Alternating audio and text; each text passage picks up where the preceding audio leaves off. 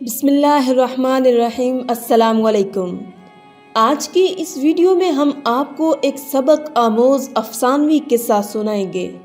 قصہ ہے ایک معذور شخص کا جس کے ساتھ اللہ تعالیٰ ایسا انصاف کرتا ہے جو ہمیشہ کے لیے معذوری کو خیر آباد کہہ دیتا ہے۔ وہ کس طرح بدلتا ہے جاننے کے لیے ویڈیو کو آخر تک ضرور دیکھیے گا۔ ناظرین، انسان کا پیٹ ایک کنویں کی مانند ہے، اس میں جتنا ڈالا جائے کم ہے۔ انسان کی خواہشات ختم نہیں ہوتی، اسے دنیا کی ہر دولت عطا کر دی جائے پھر بھی وہ کسی نہ کسی چیز کی خواہش کرتا ہی رہے گا۔ اور وہ لوگ جن کو سب کچھ عطا کر دیا جاتا ہے لیکن پھر بھی اللہ کی راہ میں خرچ نہیں کرتے، ان کو اللہ بے حد ناپسند کرتے ہیں۔ قیامت کے روز ان سے اس بارے میں سوال کیا جائے گا۔ تو چلیے شروع کرتے ہیں آج کی ویڈیو۔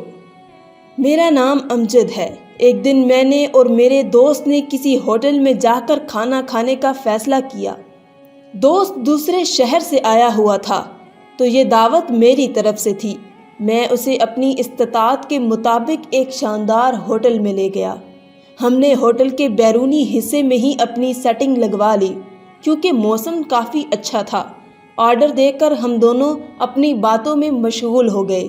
باتوں میں یہ موضوع بھی نکل پڑا کہ انسان کس قدر ناشکرہ ہوتا ہے، اللہ تعالیٰ کی عطا کردہ نعمتوں پر خواہ مخواہ غرور کرتا ہے اور صرف اپنے اوپر ہی خرچ کرتا ہے۔ اس کے ارد گرد کتنے لوگ بھوکے مر جاتے ہیں لیکن اس کو کوئی فرق نہیں پڑتا۔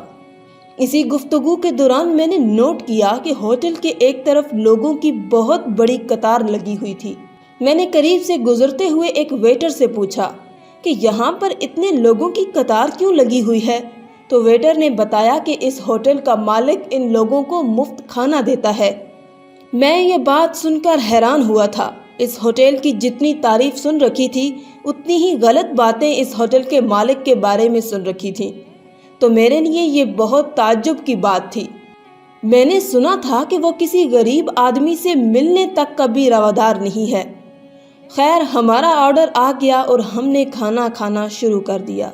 میں نے دیکھا کہ ایک عام سا شخص لیدر کا بیگ پکڑے ہوٹل کے اندر داخل ہوا ہے اور ہوٹل کا مالک اس سے بہت گرم جوشی سے مل رہا ہے۔ اب اس منظر نے مجھے بھی حیران کر دیا۔ وہ آدمی ایک عام سا شخص تھا لیکن ہوٹل کا مالک بذات خود اس سے باہر ملنے آیا۔ ہوٹل کے مالک نے وہ لیدر کا بیگ پکڑا اور اندر چلا گیا، اور وہ آدمی لوگوں کی قطار میں سب سے آخر میں ہو گیا تھا۔ کھانے کے بعد میں نے اپنے دوست سے کہا کہ وہ پہلے اپنے گھر چلا جائے، مجھے کچھ کام یاد آ گیا ہے، میں وہ کر کے جاؤں گا، اور پھر دوست کو ٹیکسی میں بٹھا کر روانہ کیا۔ میری نظر اس آدمی پر پڑی جو بہت تسلی سے بیٹھ کر کھانا کھا رہا تھا۔ 5 منٹ کے بعد اس نے کھانا ختم کیا اور ہوٹل سے باہر نکل گیا۔ میں بھی جلدی سے اس شخص کی طرف چل پڑا۔ جانے کیوں مجھے بہت تجسس ہوا تھا اس شخص کو جاننے کا۔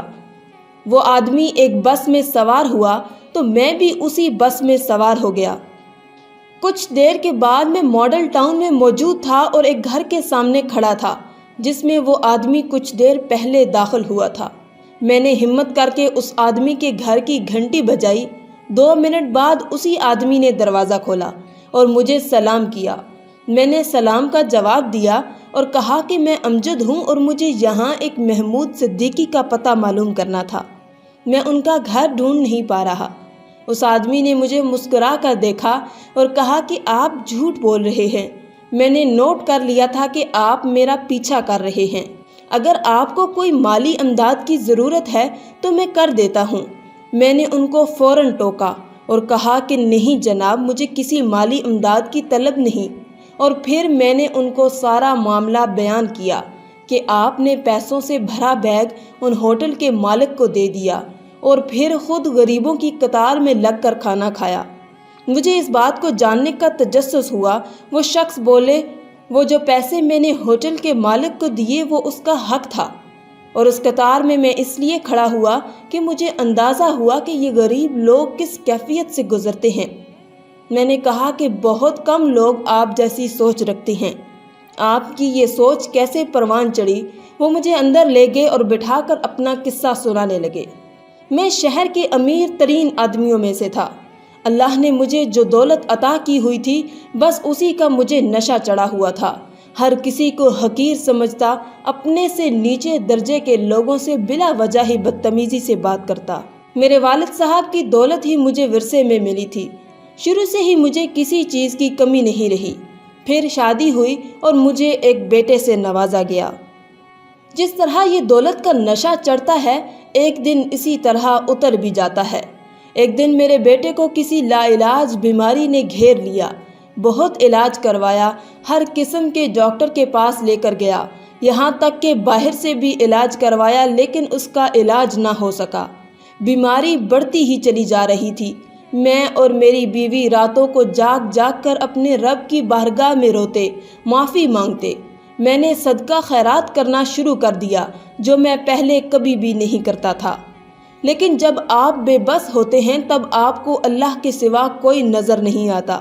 جس کو بھی خیرات کرتا اس سے اپنے بیٹے کے لیے دعا کرنے کو ضرور کہتا۔ تو پھر ایسا ہوا کہ میرے بیٹے کی بیماری خطرناک حد تک بڑھ گئی۔ ڈاکٹرز نے جواب دے دیا تھا۔ وہ ماہ رمضان کا مہینہ تھا۔ میں اور میری بیوی افطار کی تیاری کر رہے تھے کہ دروازے کی گھنٹی بجی۔ میں نے دروازہ کھولا تو سامنے سفید لباس میں ملبوس، سفید داڑھی والے بزرگ تھے۔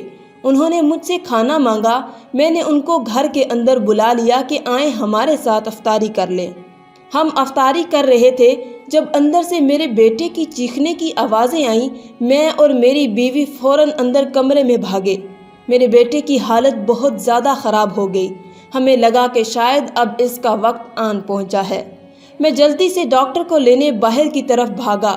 جب واپس آیا تو مجھے اپنی بیگم کی رونے کی آوازیں نہیں آ رہی تھیں۔ جب کمرے میں آیا تو دیکھا میرا بیٹا بالکل حشاش بشاش بیڈ پر بیٹھا ہے، اور اس کا چہرہ اتنا خوشگوار تھا کہ جیسے کسی بیماری نے اسے چھوا ہی نہ ہو۔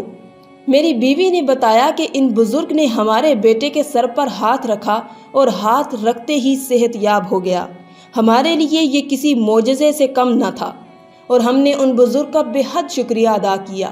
میں نے ان سے پوچھا کہ جو آپ کہیں گے میں آپ کو دینے کے لیے تیار ہوں، لیکن انہوں نے کہا کہ اپنی دولت پر غرور کرنا بند کر دو اور اللہ کی راہ پر خرچ کرو، اور پھر وہ بزرگ اچانک سے غائب ہو گئے۔ بس وہ دن تھا اور آج کا دن ہے۔ میں ہر وقت اللہ کے عذاب سے پناہ مانگتا ہوں اور لوگوں پر خرچ کرتا ہوں۔ میری بیوی کہتی ہے کہ وہ آدمی کے روپ میں یقیناً فرشتہ تھا، واللہ عالم۔ ان شخص نے جو قصہ مجھے سنایا اس پر یقین کرنا میرے لیے بہت مشکل تھا، لیکن پھر میں اللہ حافظ کرتا ہوا واپس آ گیا اور جو آج ہوا اس پر نظر ثانی کرنے لگا۔ یقین کرنا نہ کرنا الگ بات ہے، لیکن جو کچھ اس سے میں نے سیکھا وہ اہم تھا۔ ناظرین، اپنے گناہوں سے توبہ کرو، استغفار کا ورد کیا کرو تاکہ اللہ پاک ہمیں بھی برے وقت سے بچائے۔ ویڈیو اچھی لگے تو دوسروں کے ساتھ لازمی شیئر کر دیں، شاید کوئی سن کر توبہ کر لے۔ ناظرین، صدقہ بلاؤں کو ٹالتا ہے، اس لیے صدقہ خیرات کیا کرو۔ اللہ کے دیے ہوئے مال سے اللہ کی مخلوق پر خرچ کرو، بے شک اللہ بڑا مہربان اور رحم کرنے والا ہے۔ آخر میں اللہ رب العزت سے دعا ہے کہ اللہ تعالی ہمیں نیک اعمال کرنے اور برائی سے بچنے کی توفیق عطا فرمائے، آمین۔ آج کی اس ویڈیو میں تھا بس اتنا ہی۔ مزید اسلامی ویڈیوز حاصل کرنے کے لیے اللہ کی شان چینل کو سبسکرائب کر دیں اور ساتھ میں موجود بیل کے آئیکن کو دبا کر آل پر کلک کر دیں۔ شکریہ۔